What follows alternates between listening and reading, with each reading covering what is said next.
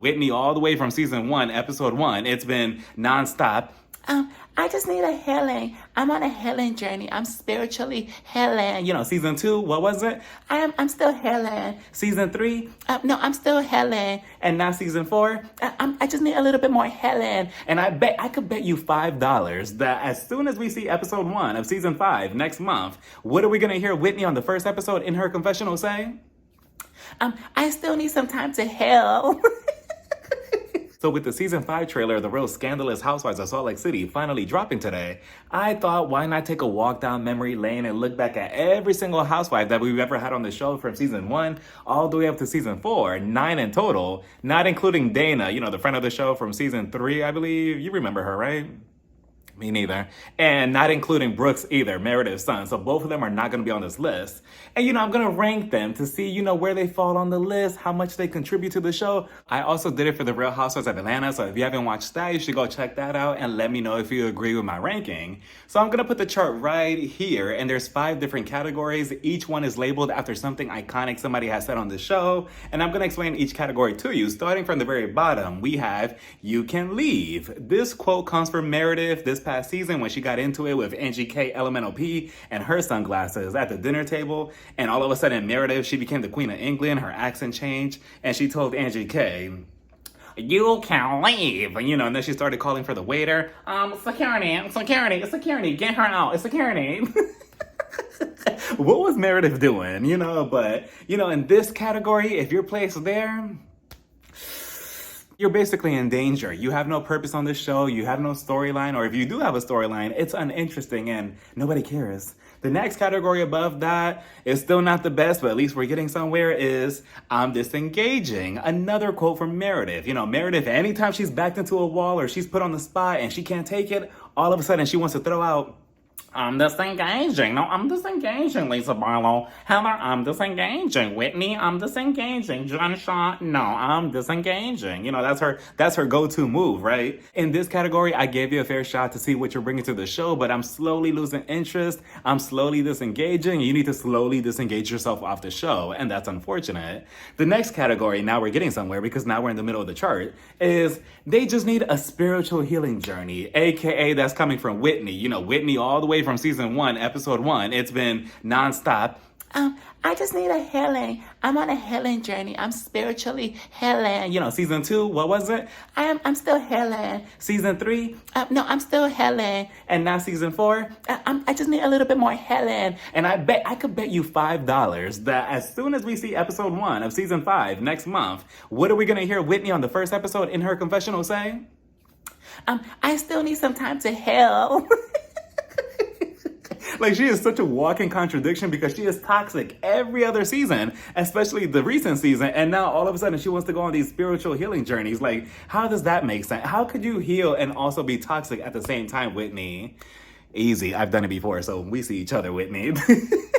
But in this category, if you're placed here, it basically means that you're on the right path. You're on the right journey, to spiritual healing, to becoming an iconic housewife on the Real Housewives of Salt Lake City. We just need some time. You have potential. The next category is Baby Gorgeous. And this comes from Lisa Barlow. She'll just go up to anybody or anything, a person, an alien, a bed, a computer, a refrigerator, anything that she could talk to about herself, she'll do it. And she'll just go up to them like, "Hi, baby gorgeous. Hi, baby gorgeous. I love that. I love it. I love it. You want to get Taco Bell? I love it. Hi, baby gorgeous. I love it." And in this category is you're entertaining. You're good on this show. You fit well with the cast. I want to see more. You're just a little bit more from reaching iconic status, but you're doing good. And I like seeing you on the show.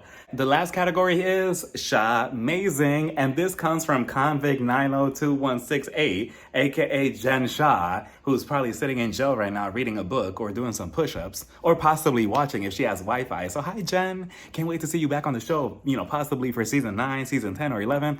I'm still waiting for you. But, this comes from when she made her tagline, I believe on season 2 or 3, when she was still going around on her campaign of, "I'm innocent, I'm innocent, I'm innocent, I didn't do anything." And then in her tagline, she said, "The only thing that I'm guilty of is being Shah Amazing," which the audacity, like she knew that she was guilty and she still said that. And now look, she guilty.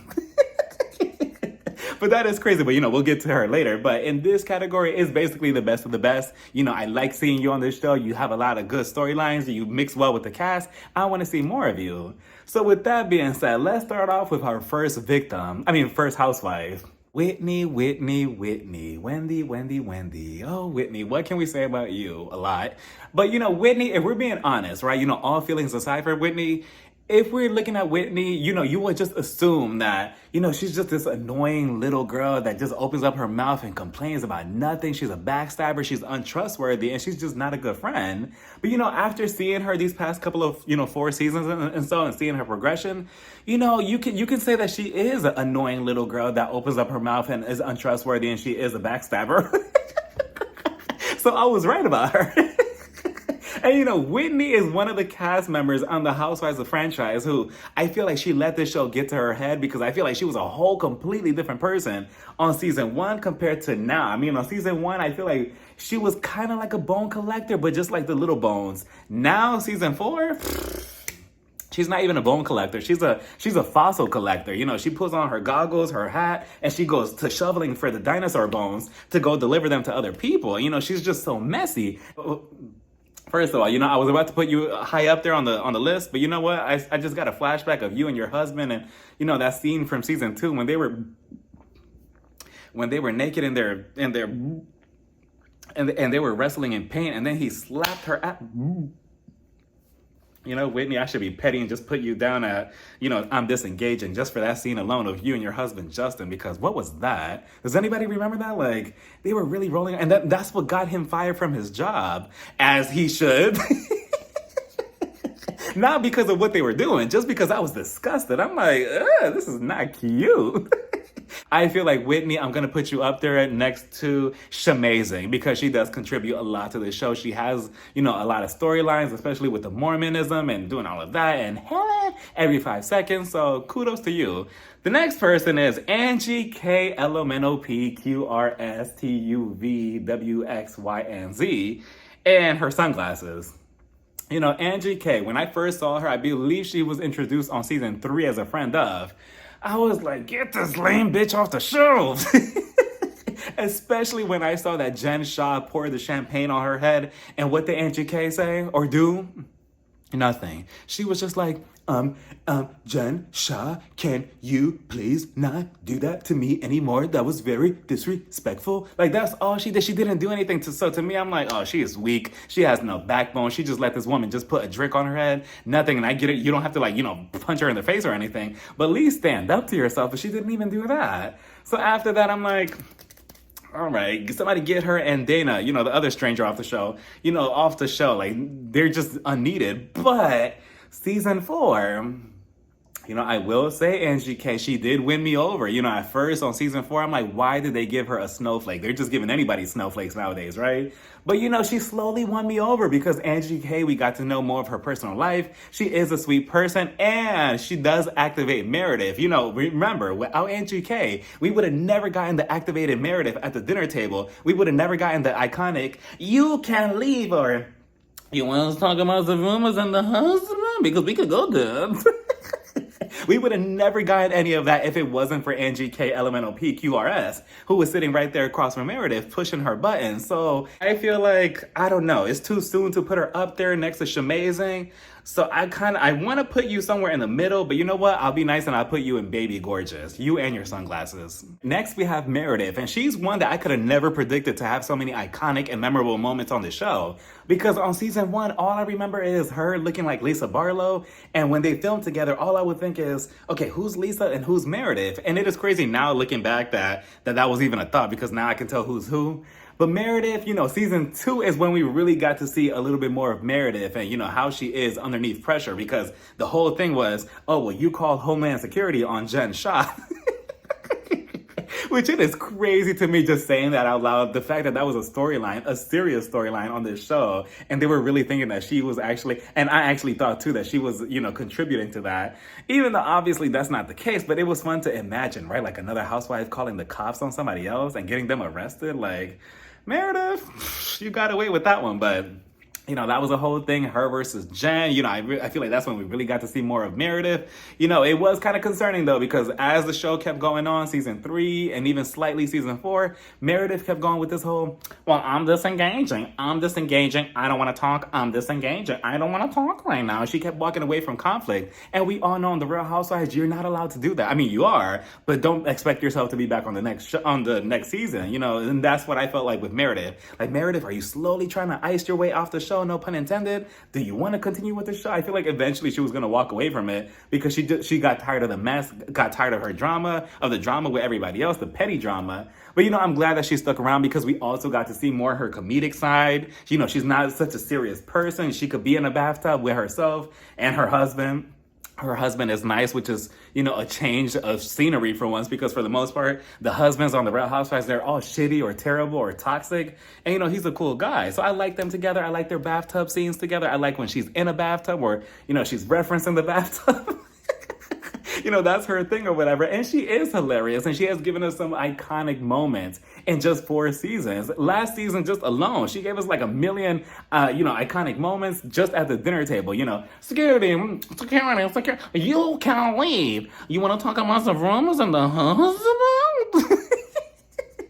I love her and her British accent that comes in and out whenever she feels like it. But, for that, Meredith, I'm gonna put you up there next to Shamazing. I love engaging with you. I love watching you on the show, so I'm looking forward to season 5. Then we have Jennie, a one-hit wonder from season 2. She came on with potential. She had fashion. She had a very sad storyline with her shitty husband, who insisted on getting her pregnant. She didn't want to get pregnant, and what did he say?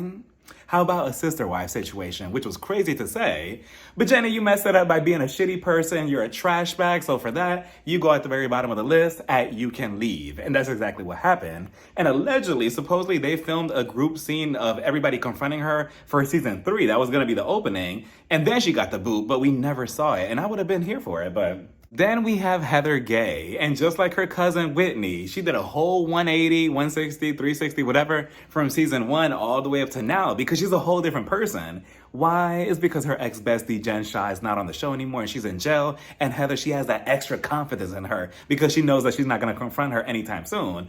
But just wait till season 10 or 11, and then when she comes back, yeah, Heather, I want to see if you keep that same energy, because on season 1, she was her doormat. Jen Shah, she walked all over her with her muddy, Louis Vuitton heels and everything. She called her Shrek, Fiona, every name in the book. And Heather, she just took it like, she's bullying me. She's a bully. She's just being really mean to me. And now, 3 seasons later, all of a sudden she's like, yeah, I'm the big bad wolf. I'm the HBIC of Salt Lake City. I got Monica kicked off the show. And now, she's really feeling herself. She has the first seat at the reunion. And it's just like, ugh, like, who are you? Like, Heather, please, nobody is scared of you. But, I will say this, though. She's a very, very good storyteller. I feel like she's a huge fan of reality TV herself. Just look at the last episode for season 4 and how she executed the whole reality Von tease so perfectly. She got everybody on the beach. The wind was blowing. She was so dramatic. And that's one thing about Heather that works in her favor. She is so dramatic when it comes to exposing anything. Like, she's very like, this happened. And it doesn't make it any better that the Salt Lake City music in the background,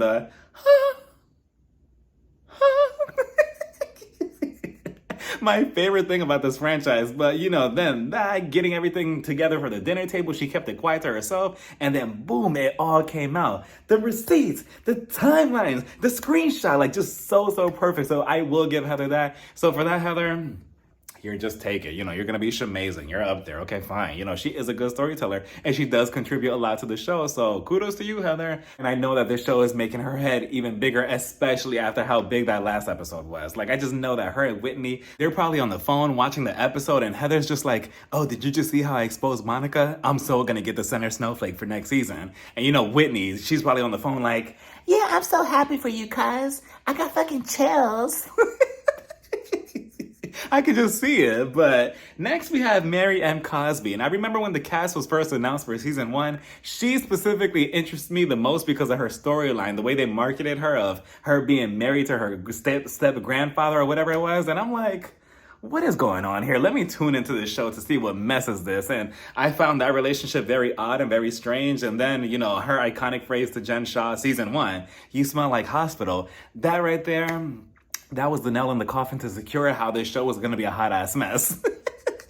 And Mary Cosby, she had, allegations on season 2 of her being a cult leader, which, to this day, I still sort of believe it. But, honestly, looking back on it, back then, it felt like such a big thing. But now that we're about to approach season 5, it's crazy that it's just like, okay, I look at the cast, not just Mary, but just all of them individually, like, okay, that's just another typical Tuesday for Mary or just anybody on the show. I feel like all of them have very, very, very, very shady skeletons in their closet. And one by one, they're all going to be exposed on this show. I mean, we have Mary, we have Jen Shah, Lisa Barlow. I feel like you and Whitney are somewhere later, down the line, but she's unapologetically herself. Somebody said it on Twitter perfectly that she's perfect for the show because she does not care whether you like her or not. She's going to say what she wants and she doesn't care about the audience's reaction, about the cast members. Obviously, we see it on the show. She doesn't want to participate in anything. She doesn't want to, and that's what it is. She's not playing it up for cameras. I don't even think that she's aware that the camera is actually there. She's just there, and and if somebody asks her a question, I love that she's not just talking shit in the confessional like most of you do. She's actually like, no, I did call you inbred. No, you do look inbred. And it's whatever. Again, they all say crazy things. So Mary, she's just in on the craziness and she is hilarious without trying too much. So just for that, Mary, you're up there and she's amazing. And I believe she's coming back as a full-time housewife. She's going to be holding a snowflake for season 5. But I promised myself I wasn't going to get emotional, but I don't like that, her and Meredith, they're against each other now. I cannot believe that, because Meredith, she was the only one who really had her back this past 2-3 years, and now they're against each other. Why? In the trailer, we see Mary say, "Get out of my house," and I'm like, to Meredith, like, I just don't understand. And then we also see in the trailer that she's participating more in the activities and stuff. So I'm looking forward to seeing Mary. So then we have another one-hit wonder, unfortunately, due to the cast not wanting to film with her. I'm looking at you, Heather and Lisa Barlow. But we have Monica Garcia, aka Reality Von Tease. And it's crazy because I would have never predicted the way this whole season played out, especially that last episode with Monica, the way it did based off just the trailer alone. When I first saw it, I was just like, okay, I'm happy we finally got a Latina, specifically from Colombia, because I'm half Colombian. I'm happy that she's on the show. Let's see what she brings. And as I'm watching, I'm like, this is a potential mother. Monica came in like a damn tornado. She got underneath everybody's skin, especially Lisa Barlow's skin, to the point where I thought that Lisa was eventually going to throw blows with her because they just kept going at it every damn scene. She wasn't afraid to express how she feels or own up to who she is. So what if I slept with my brother-in-law? His dick was a little tastier than my husband. So what? You would do it too. No, I wouldn't. But so what? It happened. I made a mistake. I made a boo-boo. So what? Life keeps going. Yeah, I have a toxic relationship with my mom, which, by the way, I should have put Linda. I should have put her on this list. Because she wanted a snowflake so badly. That relationship was just toxic looking back on. But she wasn't afraid to put that, out there on the cameras. Like, yeah, this is my life. It's falling apart. It is what it is. I don't have the most money. I just bought a Louis Vuitton to impress the cast. I can't even afford rent. I need to take it back. It's not funny, but, she wasn't afraid to admit all of that. And I love that, it's just such a shame, that she's not coming back for season 5. But is it bad that, when I saw the trailer this morning for season 5, I love Monica, but not once did I ever think about like, oh, I wish Monica was on the show. Like, yeah, I'll miss her, and I wish that she was still on it because I feel like the trailer would have been even bigger. But, I feel like the Salt Lake City housewives specifically, they could keep it moving, regardless. Like, Jen Shah, she was like a big focal point of the show. She got off the show, she went to jail, and the show was still just as good. Like, the show has not been disappointing since season 1. So I'm hoping that season 5 continues that momentum. But even though you're a one-hit wonder, I feel like she'll be back in the future one day. She'll be up there with Shamazing with the rest of the cast because she just really is good for just one season alone. Like, then we have the one and only Lisa Barlow, aka Hi Baby Gorgeous. You want to go get Taco Bell with me? I love Taco Bell. I love a Nacho Bel Grande and a steak gordita with a Diet Coke and a mini Kit Kat. I love Kit Kats. I totally love it. It's also my birthday.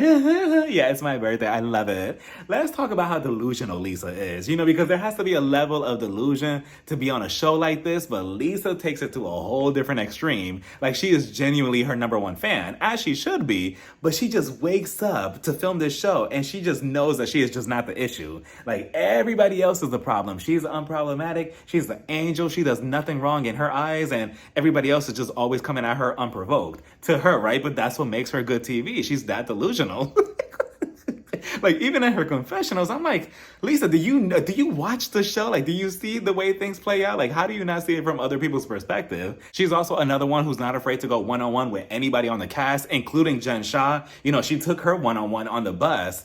And I remember they were about to come to blows, actually. Lisa has actually almost come to blows a couple of times from what I remember with Jen Shah, with Monica twice this past season. And from the trailer to this upcoming season, you know, she tried to have a Lisa Rinna and Kim moment, you know, when she got up and she snatched, I think she was about to snatch Whitney's wig. And she was just like, take that wig off. You don't deserve to be me. Because they were all playing dress up as Lisa Barlow's. But again, we'll get to that when we get to that. But I'm like, Lisa, I don't know. You're a little too touchy. You know, you're going to choose the wrong person one day and then you're going to end up on the floor. But, you know, for her being delusional and self-absorbed, she's going to have to go up there on Shamazing. She is a good cast member and she does blend in really well. And she doesn't really hold grudges for too long. Next, we have the Grand Dame of Jail, aka Jen Shah. You know, Jen Shah, I would have never predicted that her fate would have been what it is now. You know, her in jail now, and it's just crazy, you know, because at first when she kept going on with, I'm innocent, I would never do this for, 2 seasons back to back, I kept thinking, is she really innocent? She almost had me fooled. Almost. Because I'm like, okay, she can't be this, you know, stupid to get on TV and just know that she's doing all of this behind closed doors and then get on camera and then, you know, film a reality TV. But then again, look at Teresa Giudice and her husband, right? But, you know, when it all came out, I was just like, wow, I was not surprised, you know, because of Jen Shah, I had to become a lawyer, you know, because back to back, I kept having to put all these clues together. On this show. This show basically became a mystery show. It's not even a reality TV show. It's a docuseries of mystery. And I was dying on Twitter. Somebody said, you know, at this point, we've had so many scandalous storylines on this show specifically that I won't be surprised if for season 6, it's going to be a murder mystery. And, you know, the big storyline is, you know, who killed who? I can only imagine, like, Whitney accusing Meredith, like, no, I saw the body in your house. You buried him in the body in your backyard. Like, I could just imagine this. Like, this show is just so not serious, right? But Jen Shah, you know, she is the queen bee of Salt Lake City. Oh, at least she was until she got the boot and now she's in jail. And because of Jen, we got one of the most iconic episodes in the Real Housewives history with the Homeland Security showing up to Beauty Lab and she was just in the van and they missed her by a couple of minutes. And Jen Shah, where was she? She was heading off to Mexico doing 100 on the highway, blasting Beyonce's I Don't Care If I'm on the Run. You know, I remember watching that episode for the very first time, like, what is going on? Like, this is really the Real Housewives? Like, this is crazy. You know, the cast not believing each other. Like, I get goosebumps just thinking about it. Every now and then I watch the episode just for fun because I'm like, wow, like, this is really happening. And, you know, she's went out to jail, but because of that, Jen, you know, and you just doing too much on this show in such a short period of time, you're going to have to go up there and shamazing. So, you know, yeah, this whole show, they have a lot of good cast members and, you know, I'm looking forward to season 5. The trailer looks promising. It looks good. We have a new housewife. I believe her name is Bronwyn. I think that's the soap that I use to wash my clothes. But, you know, I don't know how I feel about her yet because I saw the trailer and she's supposed to be a fashion girl and I wasn't seeing fashion. I was seeing try hard, but we'll see. Honestly, I don't know. It's going to be hard to fill Monica's shoes because if you're not coming with something scandalous, Bronwyn, I don't want to hear it. Like, so far, every single season has been toxic and scandalous. If you're not toxic and scandalous, I don't want to hear it. Like, just exit stage left. If you're coming with any type of positivity or, you know, hope and, you know, holding hands and stuff. No, I don't want that. I want everybody to destroy each other. But with that being said, that is my list. That is my ranking of all 9 housewives within the last 4 seasons. We'll see where Bronwyn, you know, falls under after the show or whatever. But let me know what you think about my ranking. Do you agree with my ranking? Are you looking forward to season 5? I'm looking forward to season 5. The Real Housewives of Salt Lake City, they're currently my favorite housewives franchise in general. They just know how to do it correctly, back to back to back. They have not had a terrible season whatsoever. So I'm hoping, fingers crossed for season 5. We'll see what happens in a month. But yeah, let me know what you all think about my ranking, the trailer, just everything in general down in the comments. Bye, everybody. Mwah.